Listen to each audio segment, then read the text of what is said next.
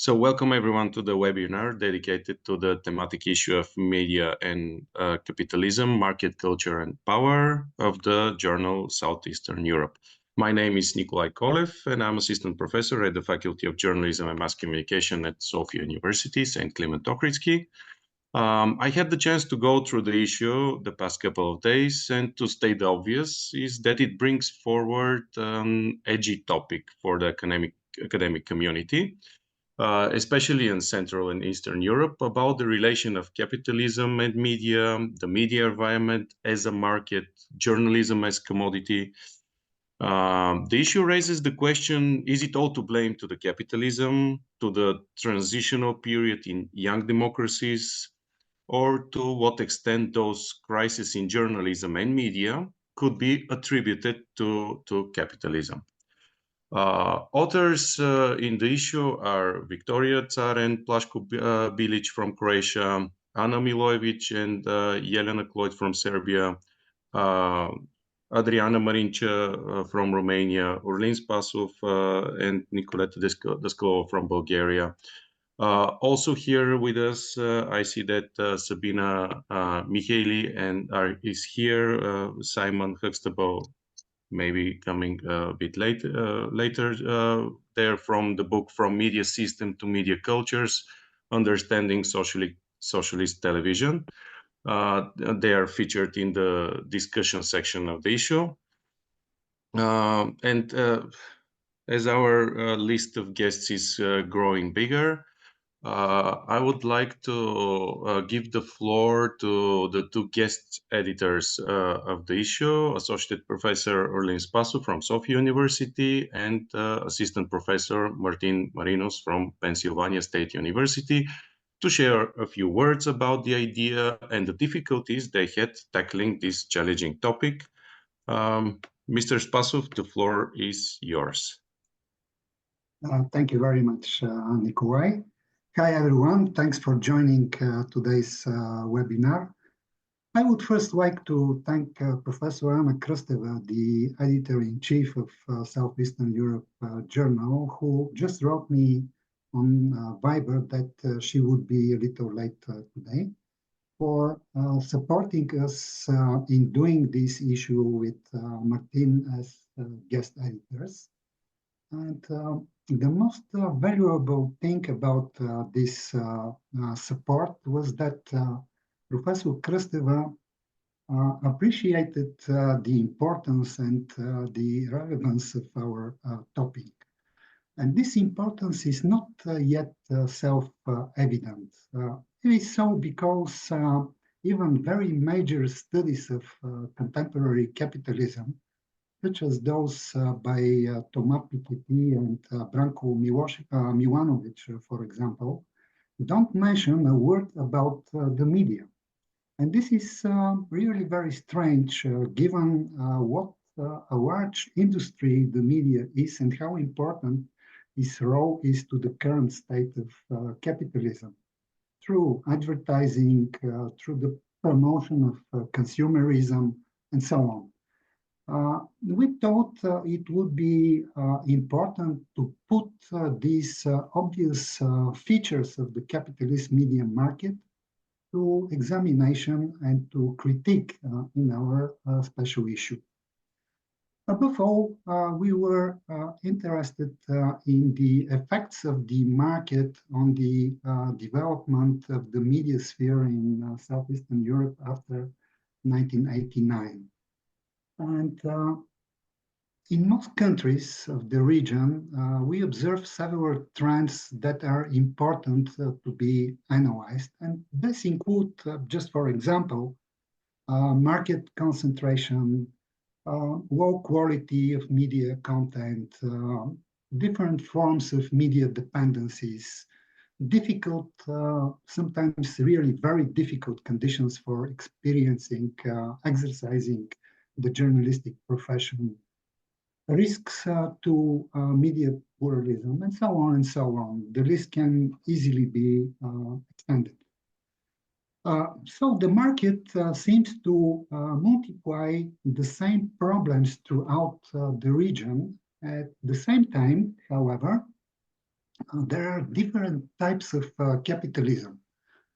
So to say, there is a capitalist diversity in the periphery of Europe, to cite the title of the well-known book of Dorothea Bole and Bela Dreskovic. It was these problems that were most interesting to me and to Martin in doing the conception of the issue.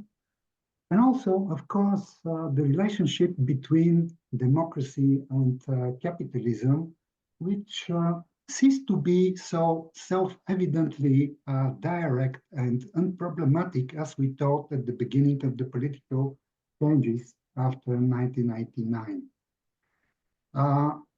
So do the media under capitalism still support democracy in an effective way?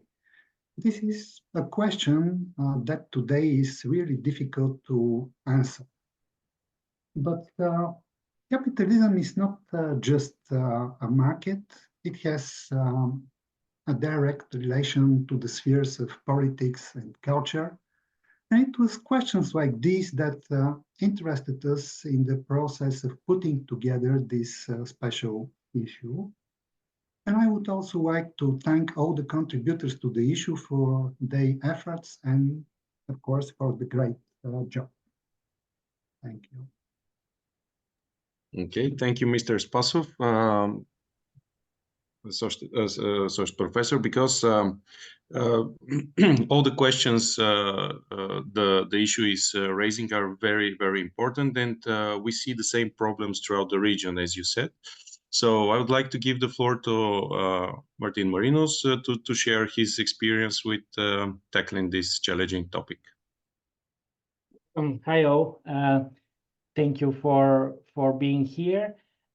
Yes, I'm just gonna add a couple of more things, maybe around the topic of how we decided to work on this special issue, and this really started as a discussion around the 30th anniversary, really, of 1989. So it was around 2019, and the discussion between me and Orlin was mostly about the lack of a critical scholarship that discusses the relationship between capitalism and media in Bulgaria specifically, but also in the region more broadly. And actually, when we started working on this issue, and the reason why it took a bit longer than we expected was precisely the difficulty actually of finding people who can address this issue and look at it critically. So we kind of learned very practically about that gap. And not to get into too much detail about why this gap is there, but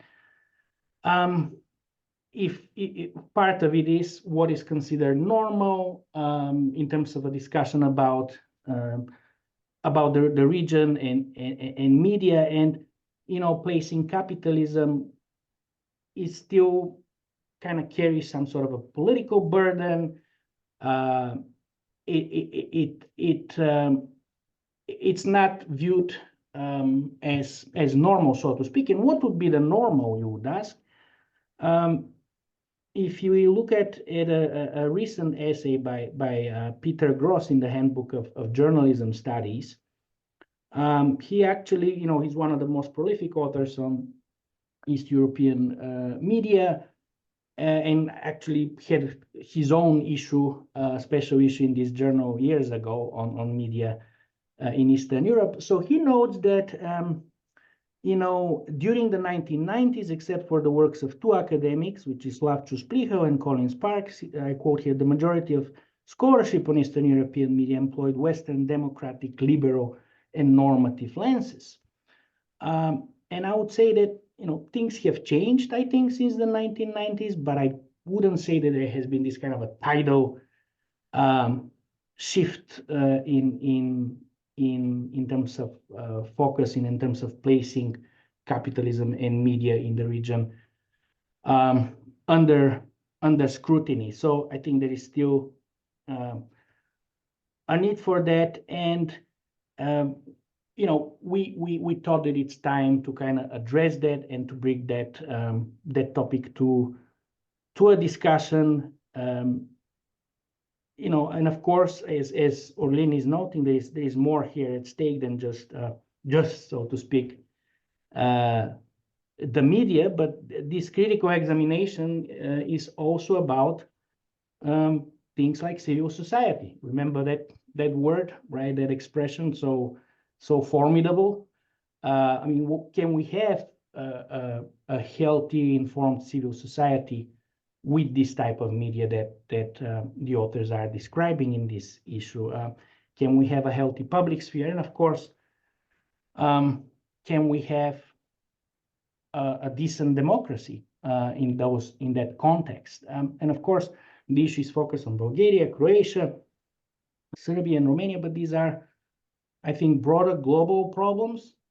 For example, you know, the threat of authoritarianism, of fascism, outright fascism is, you know, very real here where I'm talking to you from, you know, the United States, and even at the local level, central Pennsylvania, rural central Pennsylvania. It's not an abstract discussion anymore. So we thought, yeah, I mean, Southeastern Europe should also be part of those discussions. Last thing I want to say about the goal of this issue, another goal, was really to solicit articles that overview broadly the development of media throughout the entire post-socialist period. In other words, we sought articles that are all-encompassing and general, rather than kind of specific or focused on a specific issue, let's say gender or nationalism or political participation, or limited to a specific medium, let's say television only, or the internet only, or a limited period of time, let's say Bulgaria after joining the EU or Romania before joining the EU. We wanted it really to be all-encompassing, and I call this, you know, afterwards, you know, kind of the pedagogical purpose of this issue. And I really feel that, I mean, I'm teaching a course on Southeastern European media next semester to undergraduates here in the US, and I think this issue would actually be good to kind of for students to read and get a kind of a broader idea of what's going in each of these countries, kind of broad general viewpoint. And the very last thing I want to say is we were focusing, of course, on post-socialism, but we wanted to include and incorporate a discussion on socialist media as well, because this was the media landscape, right, that preceded the transformations of 1989. And here the situation actually is somewhat different with this type of historical research than this lag that I was describing and Orlin was mentioning earlier, critical analysis, because in the last decade has really kind of seen the emergence of very rich literature that challenges the vision of socialist media, you know, as simple kind of conduits of the communist parties in this region. And a lot of these very solid studies were published, you know, by reputable university presses. And one of these books is, of course, From Media Systems to Media Cultures, that not only questions these narratives, but also pointed to how socialist media history could be studied comparatively, deserves a place generally in global histories of media, which are often exclude this part of the world. So I think the discussion section of the journal focused on this book, and I think it fit rather nicely in the kind of the overall structure of the issue. And I'll stop here. Thank you.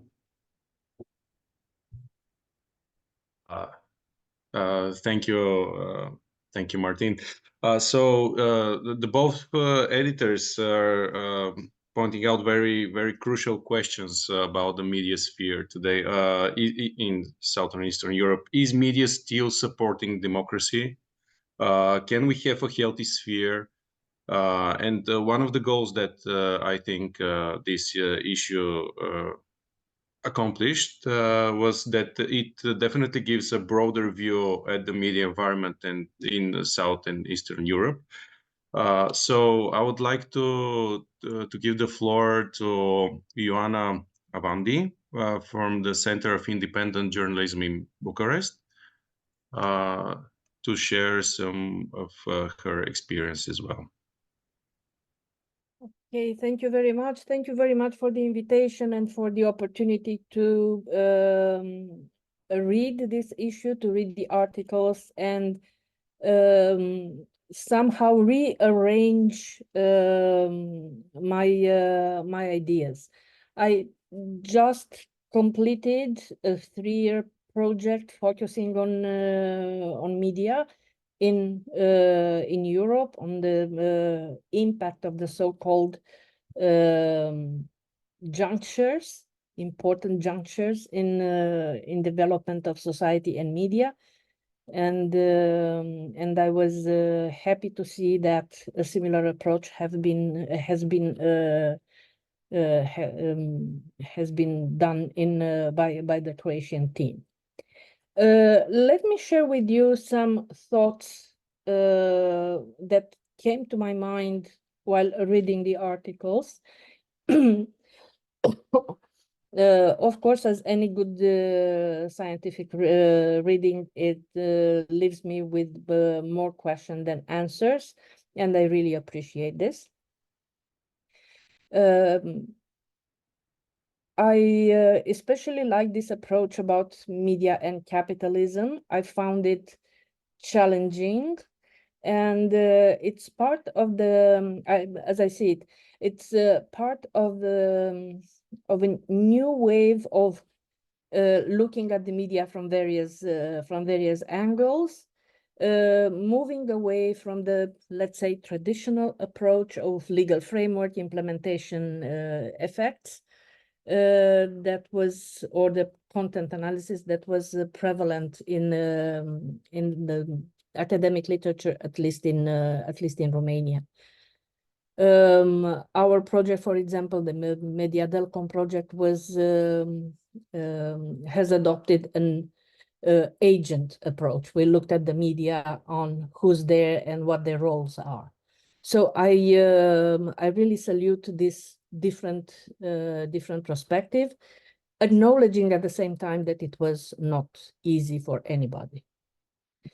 The first thought I would like to share with you is that I find it particularly interesting to prompt people to look at socialism not only from the point of view of censorship.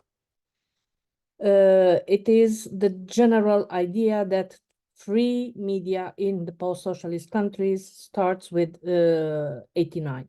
At least in Romania, when you talk about media development, you talk about December 25, 1989, and that's it. So I found it very rich, this discussion about the heritage of the socialism media, and pushing us to acknowledge its merits, the care for the people that moved the media at that time, even if faked and even if instrumentalized, bore results. As some articles point out, there were education programs, there were international programs, there were cultural programs. You cannot find so many of them in that particular form, not even in the public media. I overlap this perception with something that was vehiculated these days in Romania, that the better educated generation in Romania was the one who went to school in the 70s. So somehow these two aspects overlap and make you think. A second point that made me think is the alleged trade between freedom of expression and quality of the media, and left me with a question: why it only happened in post-socialist countries? Because in the capitalism, in the Western countries, you have freedom of expression, you have quality of the media. The quality is going up and down, but it's not a trade-off. And hence the invitation to look into the history and culture of these countries is welcome in my opinion. I make here a step back to education, why the content is down in quality these days. I would blame it also on the education that does not teaches us to ask questions, and the education that we got in the 70s and we got now is just answering to questions by our teachers. The moment that media stopped asking us questions, we lost interest. We don't know what to do with this content. Therefore, we go to the low-hanging fruit. One caveat on this point: when we talk about freedom of expression, we should always keep in mind that it is a human right and it has to be judged by reports or in relationship with the state, not with owners, not with other agents on the market. So putting in balance freedom of expression and capitalism and capitalization of the content needs some nuances. A third point is the homogenizing effect of capitalism and its current extension into digital. The changes of journalistic practices, the new journalistic practices, has been also mentioned in the articles, and I want to salute this. These new practices that somehow force journalists, especially those working in independent projects, to take care of their own financing, voluntarily breaching the editor or editorial and financing barrier that we hold so dear for years. So in a way, the nature of the job is changing, and we have to acknowledge this. Fourth point was the separation between capitalism and media. Capitalism discussion does not include media. Media at this point, at least in Romania, has an anti-capitalism discourse. It's very interesting how the business side and the media side are doing their best to avoid themselves, to avoid each other. Somehow, I assume that can be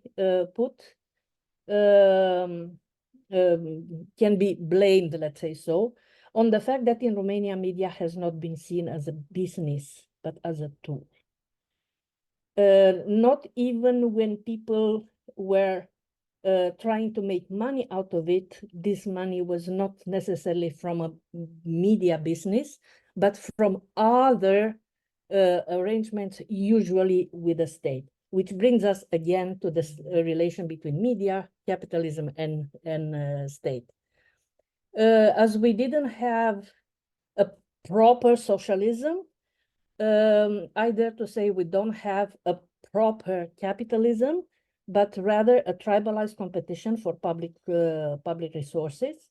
And I would dearly recommend, if you didn't see it already, a documentary called Capitalism, Our Own Secret Recipe, interviewing people who became rich after 89, including people in the media.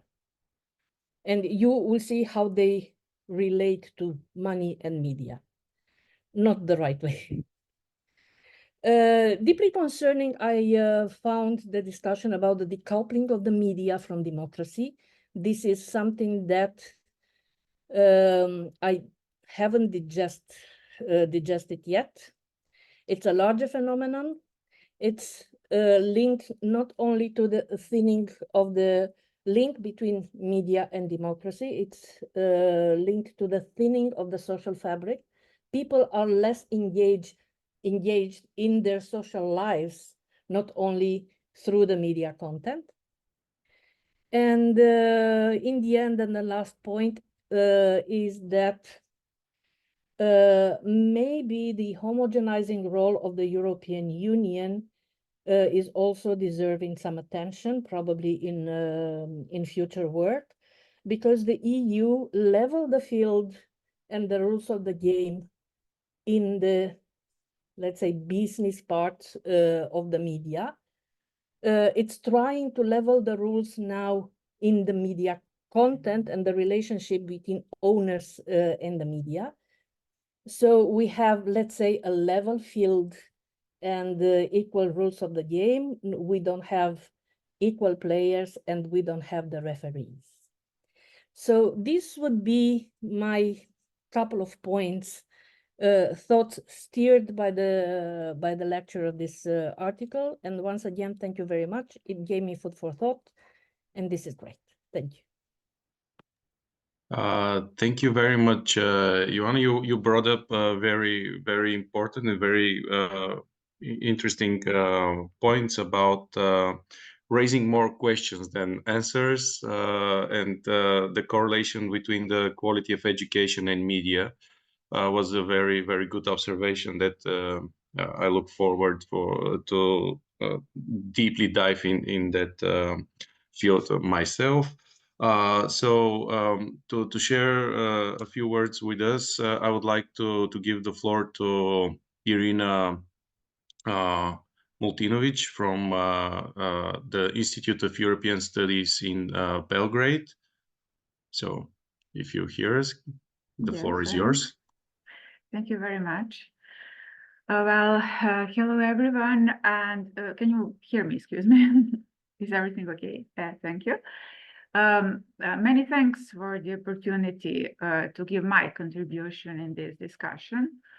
First of all, I would like to congratulate to my colleagues Anna Milovic and Jelena Cloud for their very comprehensive review of the transformation of the Serbian media landscape over the last 2 decades. And my main intention now is to focus on the newest challenges regarding the Serbian media system, which emerged from the latest legal changes, based on the thesis that Anna and Jelena elaborated in their paper. I hope that I will expand the topics at hand by providing some newest insights. So I would like to start my discussion from the very important point by Anna and Jelena. On the page 61 of their paper, they clearly underlined such an important difference, say, between media concentration issues in the Western media environment and such type that is rooted in Serbia, and I think almost in all media landscapes of Southeast Europe. I quote, non-transparent media ownership prevents regulatory bodies from reacting to the immense concentration of media in few grabbing hands. Additionally, such concentration is not driven by profit, but by instrumentalization logic, which implies that although media companies are not profitable enterprises, their owners are keeping them to have control over negative coverage or influence decision makers. End of quote. Furthermore, on the page 74, Anna and Jelena offer a concluding remark, and I quote again. While capitalism with its market economy is seen by some as a guarantee of political independence of media, the Serbian case shows that the introduction of private ownership has not led to political independence. On the contrary, it opened new routes of political control. End of quote. So let us get back to 2023, when new media laws were adopted in Serbia, the law on public information and media and the law on electronic media. I will now highlight several key points that emerged from that process and their potential consequences regarding media capture in Serbia. The primary reason for enacting these laws was to realize the objectives defined in the media strategy document 3 years ago. However, new laws introduced only a part of measures that were foreseen by the Media Strategy Action Plan. And what I want to highlight, some certain legal provisions have not been harmonized with the media strategy and with the directive on audiovisual media services, and their impact can be very significant for the future state of media freedom in Serbia. For example, what remains beyond the reach of the law is improving the transparency of the REM Council's work, better regulation of political advertising and the election campaign in line with the recommendations of the ODIHR. It also lacks better regulation of the procedure for issuing licenses for media services and so on. But what worries experts the most is the return of the state into the media ownership. And that is mostly because of the negative foregone experience of the Serbian media system, which in past suffered a predominant state party influence in a similar regulatory arrangement.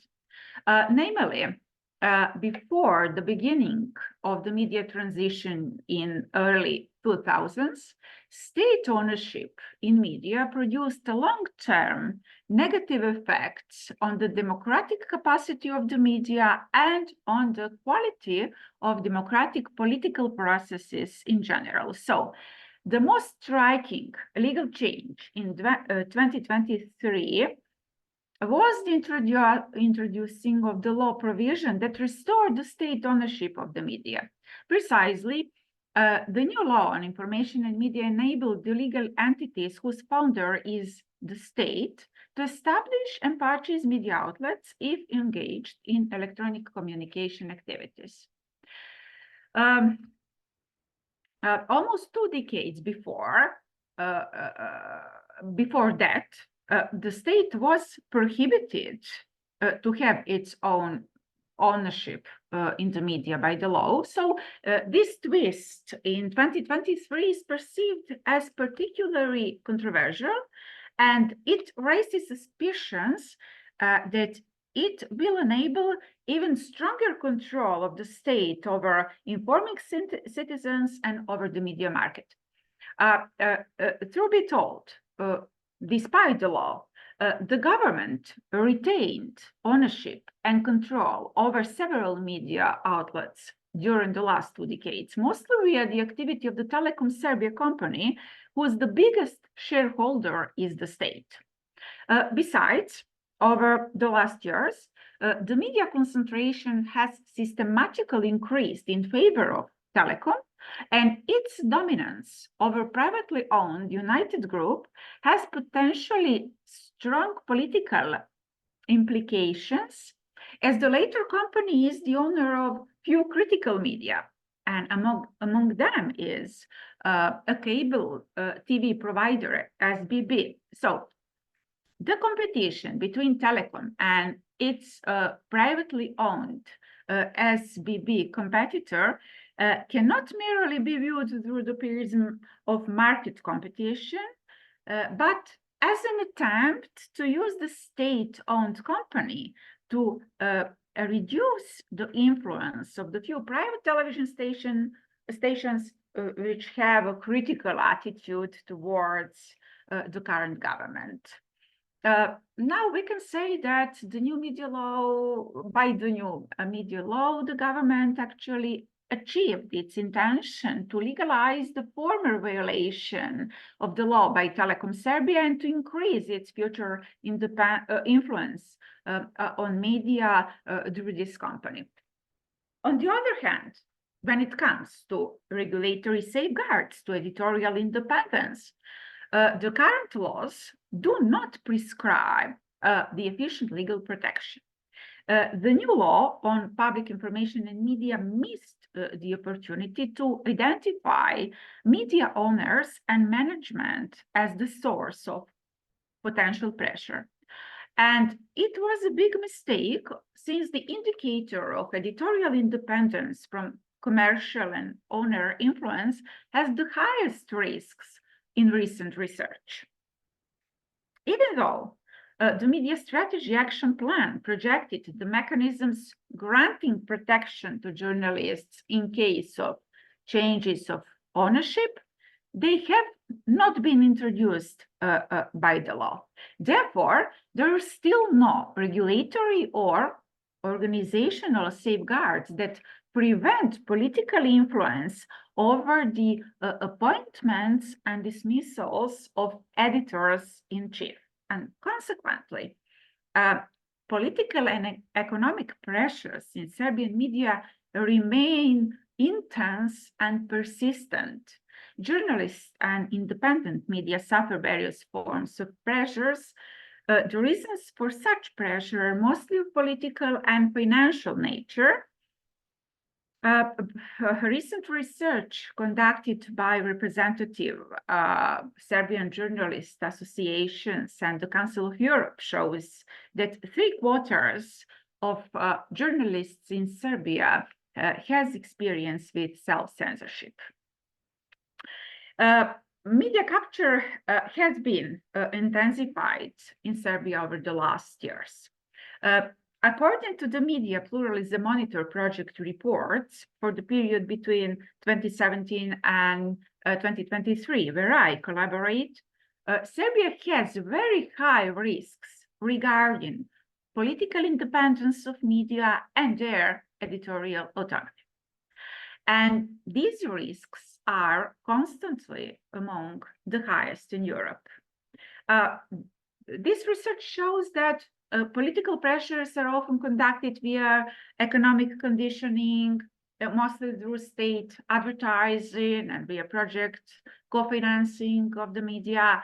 And the biggest threats come from the clientelist network, which is formed by politicians who exercise power and politically connected media owners that have their business interests in other sectors of economy.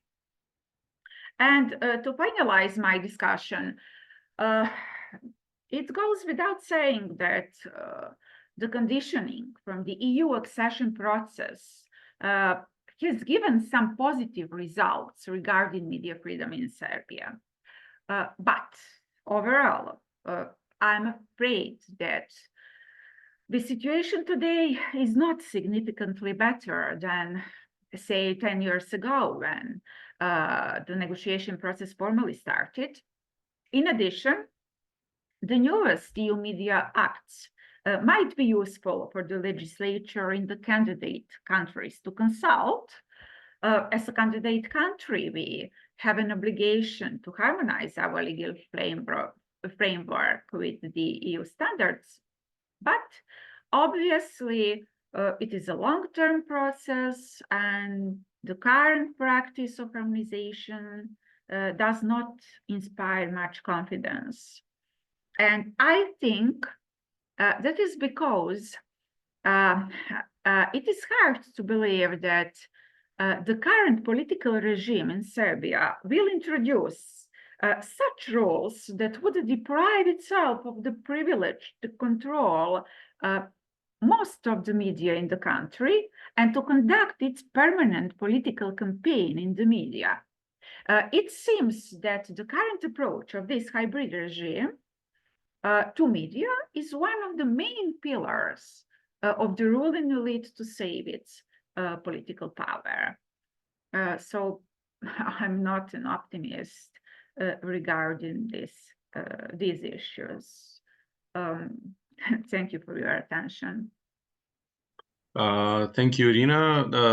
We heard a few questions direct to the authors, and I see that Ioana is here with us. But I will give the floor first to Valentina Georgieva to finish the discussion part of the webinar, and later to make a few comments and to make a fruitful discussion, because in the case of Serbia, it's a bit of a separate case from my point of view.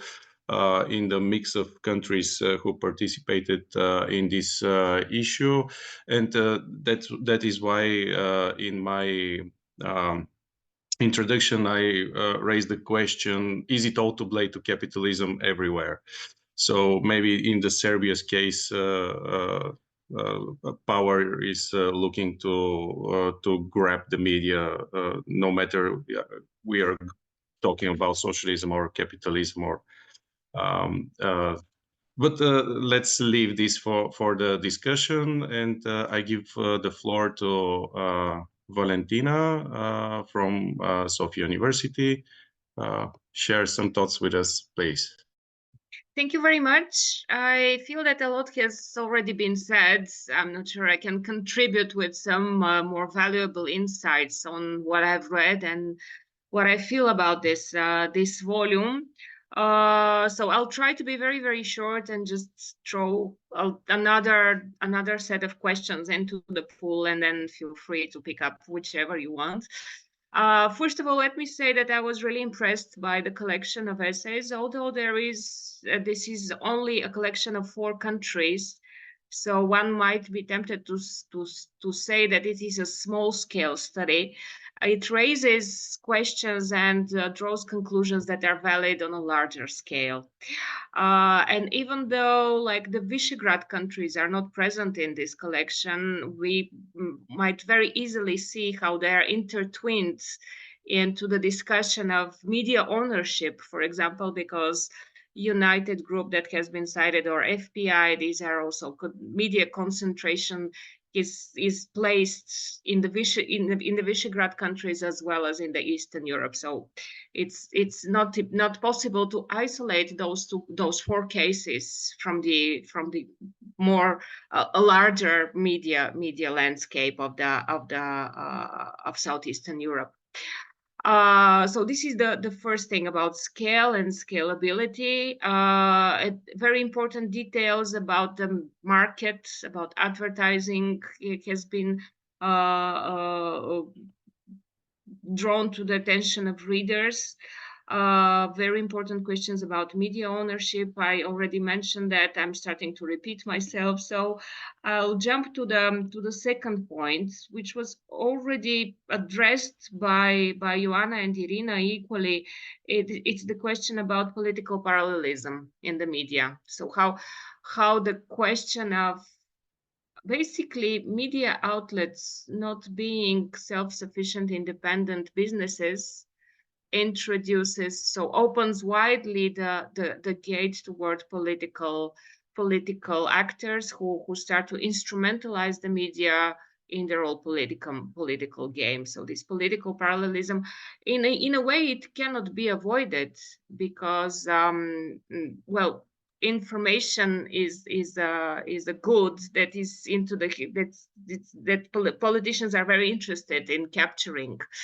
So in a way, this problem is already underladen into the business with information.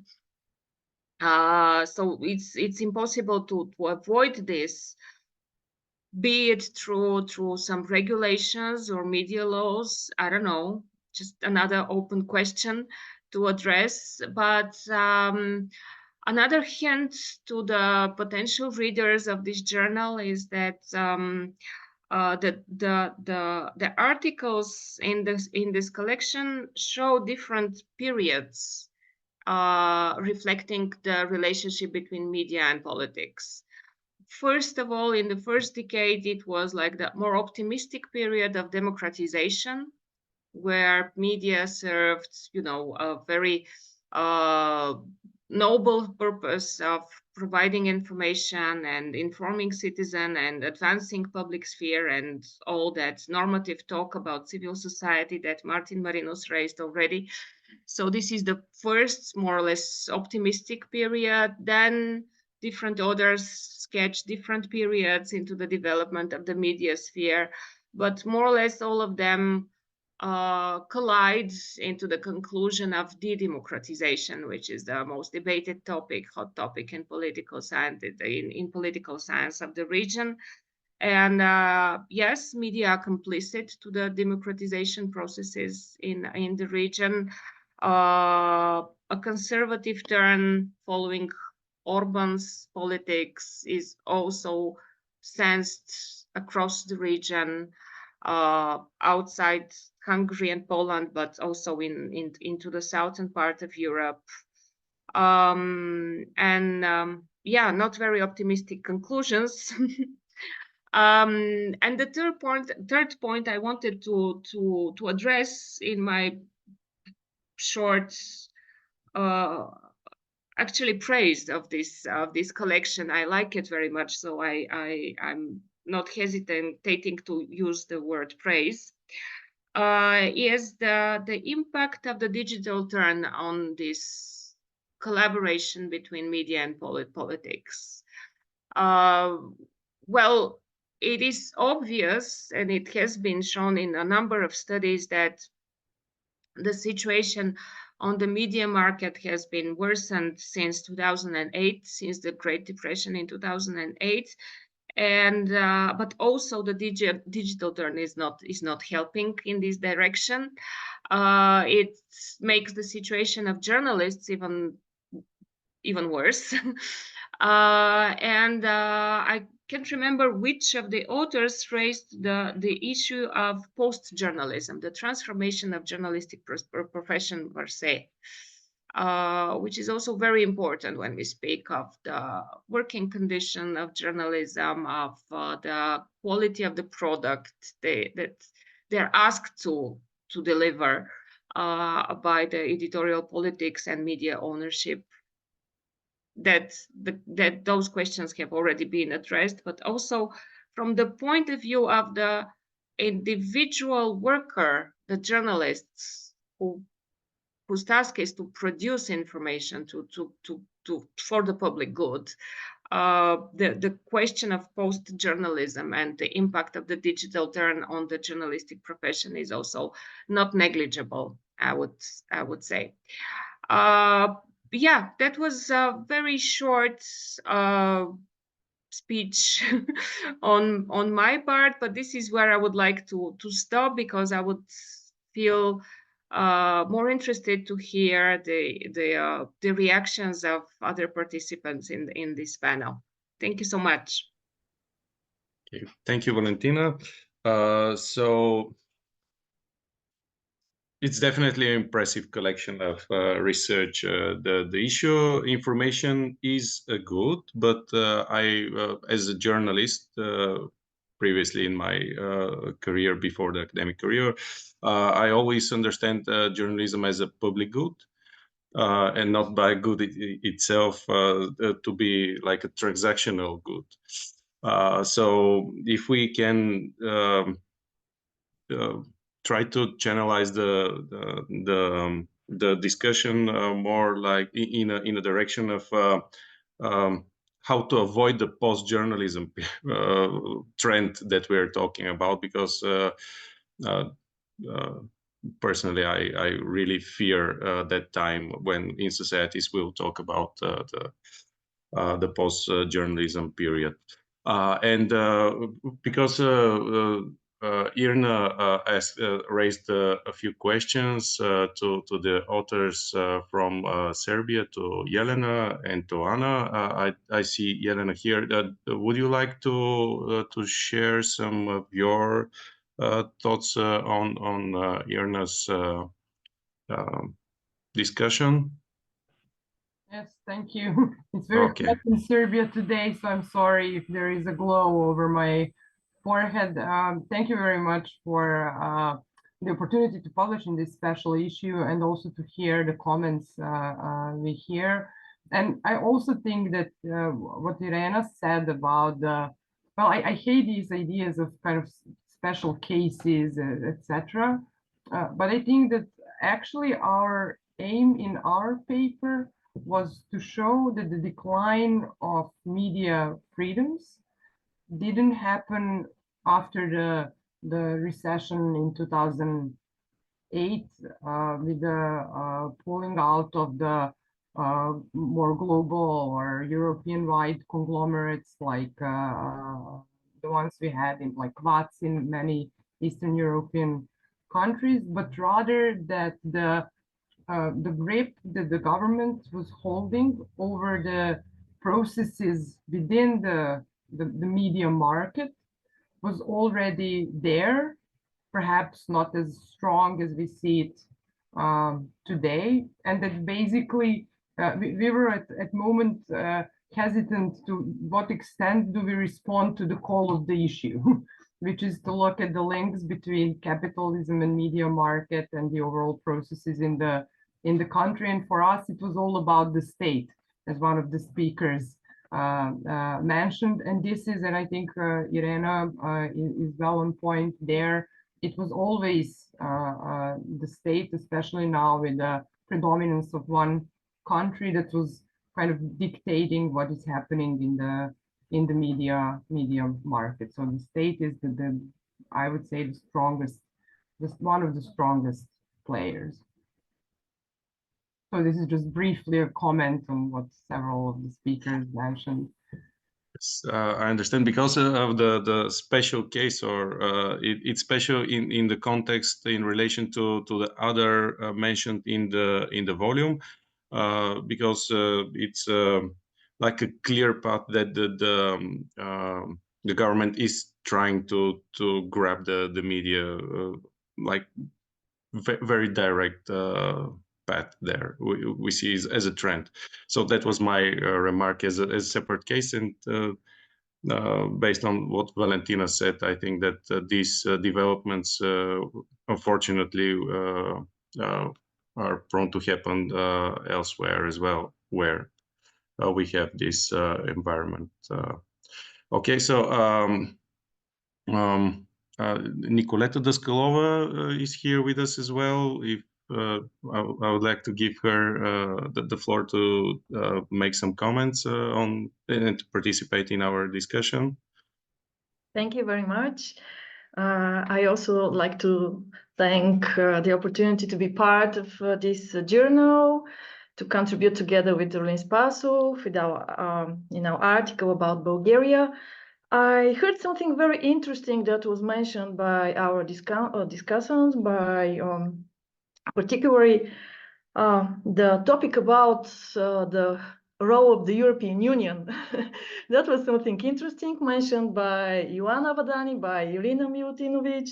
Ioana raised the question on the homogenizing role of the European Union.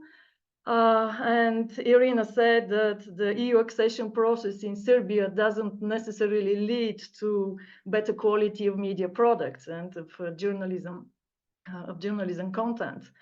Well, in the case of Bulgaria, Orlin Spassov and I argue that Bulgaria's accession to the European Union is the key reference point in drafting different periods in these 3 decades of post-socialist transformation. And surprisingly, in the case of Bulgaria, prior to the accession, the EU accession, Bulgaria was better in terms of freedom of speech. I mean, better in the different monitoring indexes, international indexes. After Bulgaria's accession, after Bulgaria has complied with some legal requirements, some formal requirements, transposition of directives, of laws, etc., etc. The situation, same in Romania. Yeah, the situation became much worse, because being a member in the European Union is not by itself a guarantee for better freedom of speech. I mean, I really question the homogenizing role of the Union. It may be homogenizing in terms of legal framework, but not in terms of practices and the implementation of existing legal frameworks. It's different, because we have also local actors, we have other processes, we have foreign actors, foreign companies acting like local actors, and it is the picture is really mixed. it is also not homogenizing enough when we look on a broader scale, as Valentina suggested, on a broader scale within the European Union itself, the even bigger picture. If we see aspects such as market plurality within the European Union, we will notice that in the whole area, in all European countries, there are serious risks in this regard. There is market concentration almost everywhere, even in countries that have really good practices in terms of freedom of speech. No matter whether the media market is small or big, no matter whether the media whether the media are independent, more independent or less, this is all-encompassing problem in the Union. So this is another, as Ioana suggested, this is really worth studying in a second research, and actually Orlin Spassov and I are already working on this topic in the next article we are going to write to see different.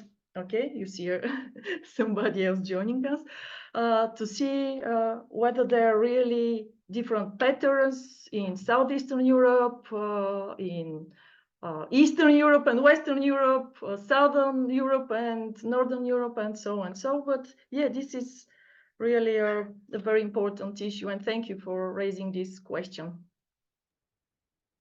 Yes, thank you very much, Nicoletta. Having a regulation is different than actually adopting it and making it a practice. So this is something that we all share as a common problem here. I see that with us is Sabina Mihaili.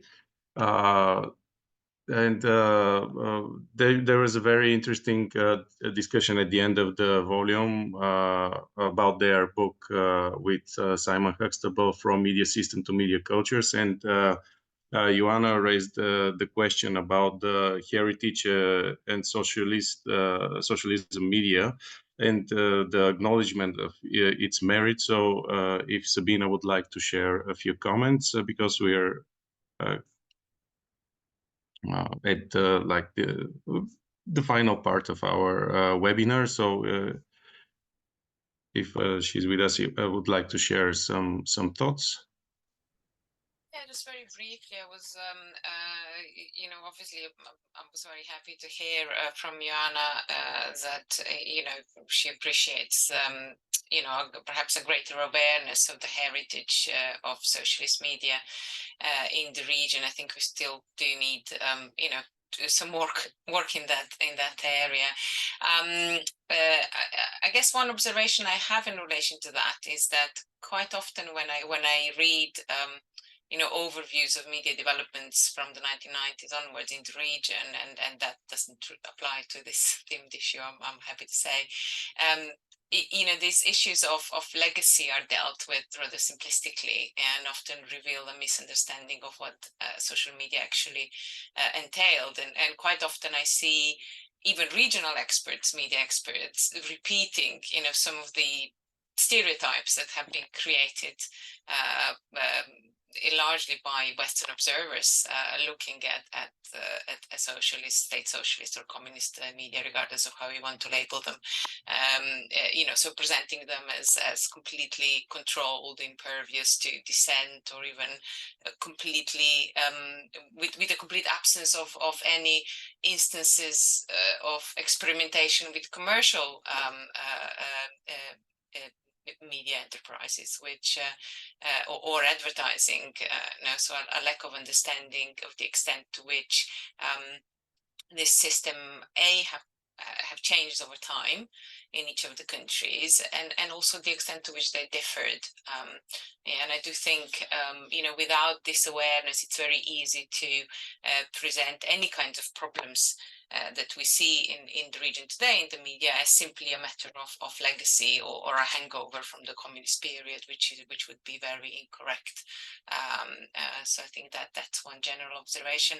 And the other point I wanted to raise, or maybe ask really, of the panel is, looking at the various development and problems you've identified, I wonder sometimes to what extent these are, I can see obviously the impact of capitalism, but I wonder sometimes to what extent this is also partially an impact of the simple size of media markets. So these are very small media markets, and as small markets, it's objectively even more difficult to establish a reasonably competitive environment. So the kinds of dynamics you would normally see in a larger media market simply can't develop, or it's more difficult to develop it in the absence of appropriate funding, appropriate regulation that seeks to establish a kind of a public service media sphere that would counterbalance both the negative impact of the state and the negative impact of the excesses of the market, so to speak. Because all of these are very small markets, both in terms of the actual size and in terms of the capital that's present in them. Yeah, and I do think that's just an objective limitation and maybe an additional factor to consider. I'm just wondering. Thank you, Sabina, for raising this very, very interesting question. And I think I would maybe throw the glove to Martin for a very brief answer, because I think that he has the broader view of the region, and as well as a researcher in a so-called big market. So maybe, Martin, can you share a few thoughts on Sabina's question? Sure. Yeah. Thank you so much. Yeah. I mean, this is a great question. The sheer size of the market.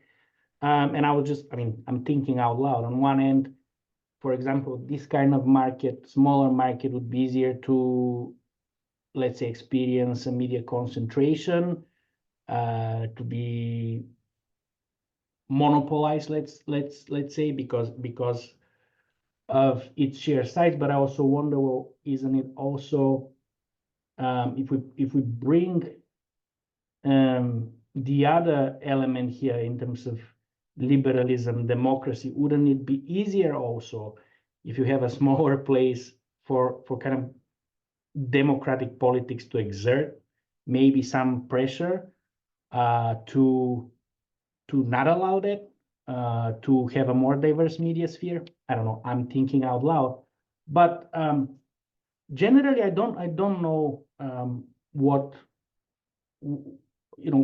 what role size plays, because even here in the United States, where I am, which is a huge market, and again, you still have 5 companies that pretty much own everything, right?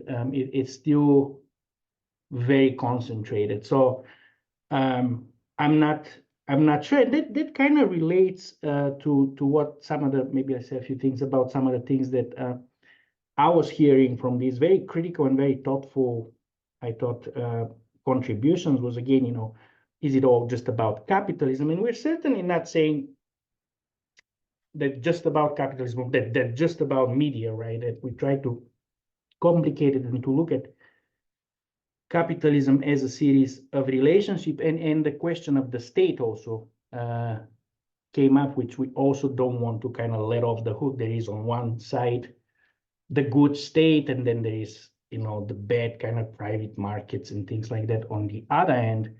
I just got done reading a huge book on the history of telecommunications in the United States, with a big part on the post office. And the post office is a state-owned, one of the few state-owned kind of enterprises here in the United States. And, just the awful really role it has played in the history of this country, including decimation of Native Americans, imperialism. It was really the one that was thinking about business and how businesses can improve and expand. It was state-owned, right, but was doing this thing. And as we had a discussion in a Bulgarian format of this thing recently about this journal, and one of the discussions, and maybe you would say them a little bit of a vulgar Marxist way, said, nothing new about it. This is the state has been part of the discussion, since Marx, right? He calls it the Committee for Managing the Common Affairs of the Whole Bourgeoisie, right? So even if you don't go that direction, state has to be also part of this discussion. So, but yeah, I also agree that we can't. I mean, capitalism is a way of looking at things, but there are nuances, there are local iterations, and how we think about it is different. I mean, if Google and Facebook are the main recipients, as some of the authors say, right, of the advertising share, and then a lot of these local media outlets are suffering from that. What's the story? Is it still a story about capitalism, or is it a capitalism at a different level? Maybe I'm posing more questions than answers, but thank you really for these contributions. Thank you, Martin.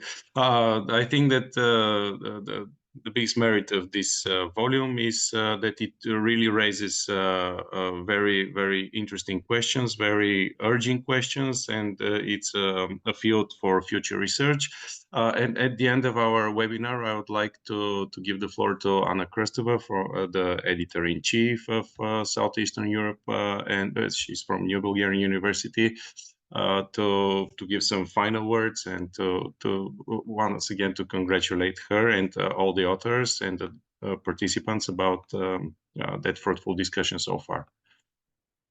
Thank you very much. The merit is entirely to the guest editors and to the authors. The journal is very happy of this really important contribution. The specificity, the editorial philosophy of the journal is that it is interdisciplinary and really looking for transversal topics, and media and capitalism is definitely excellent illustration of that.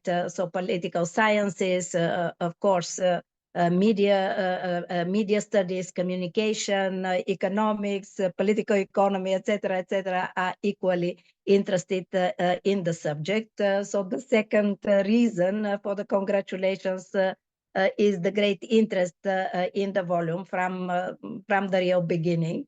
The third are the two debates, so that we had a very, very interesting first workshop at Sofia University, both face-to-face and online. And I was told that after a very rich debate, which was 1 hour and a half probably, so that the participants face-to-face, 1 more hour, so many open questions, and such determination and willingness to go deeper and deeper, so that the topic is really large, and there are some answers, but there are so many questions, relevant questions, which have been asked in the special issue.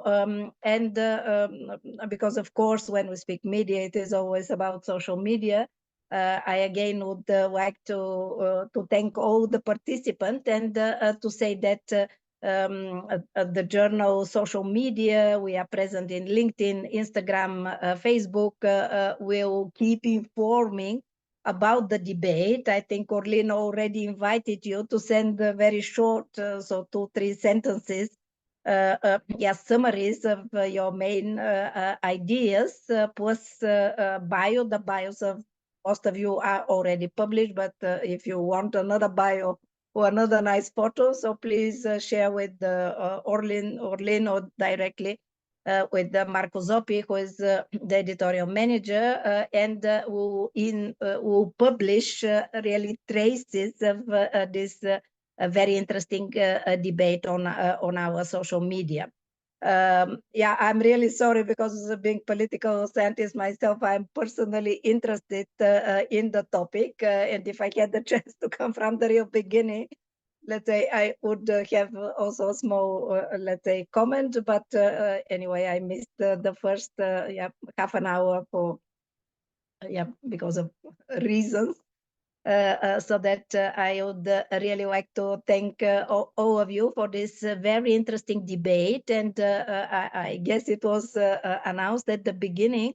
It is recorded and it will be published on the YouTube channel of the journal.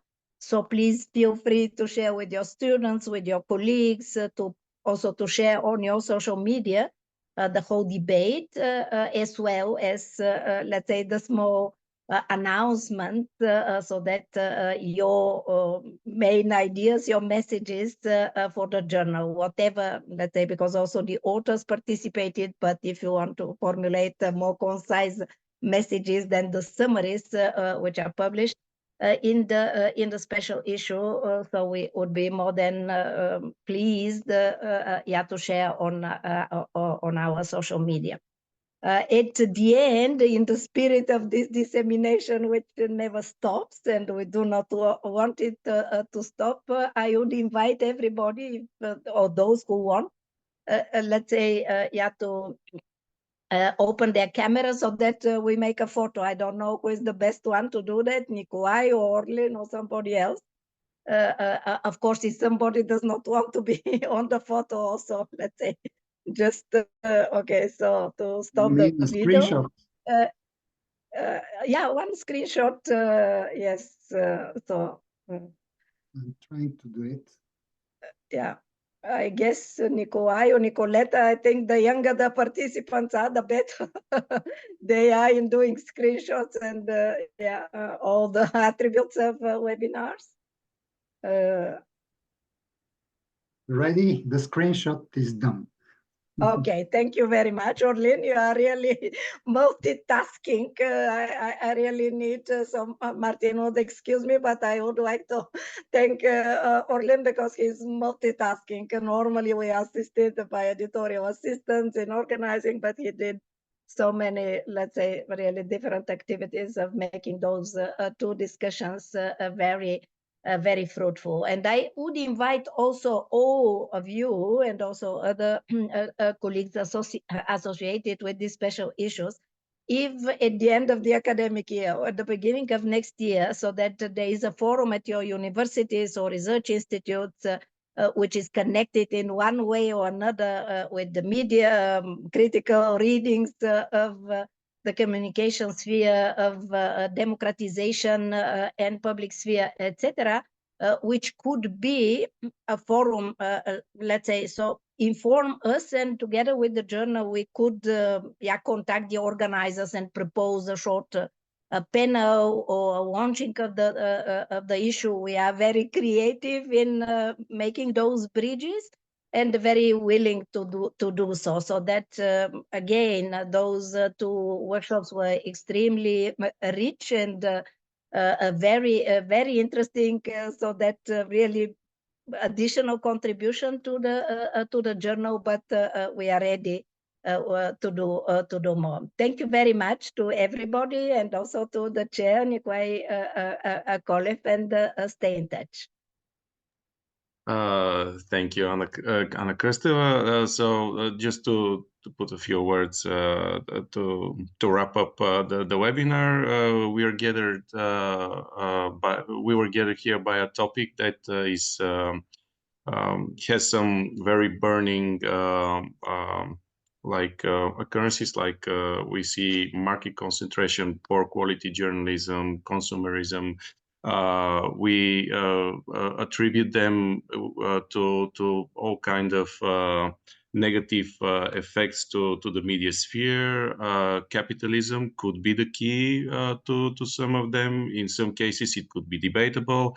And because this webinar raised so much great questions, I'm looking forward to read the research based on those questions of any one of you. So thank you for participating here today. And you can watch the recording at the YouTube channel of Southeastern Europe, and have a nice day. Bye. All the best. All the best. Bye.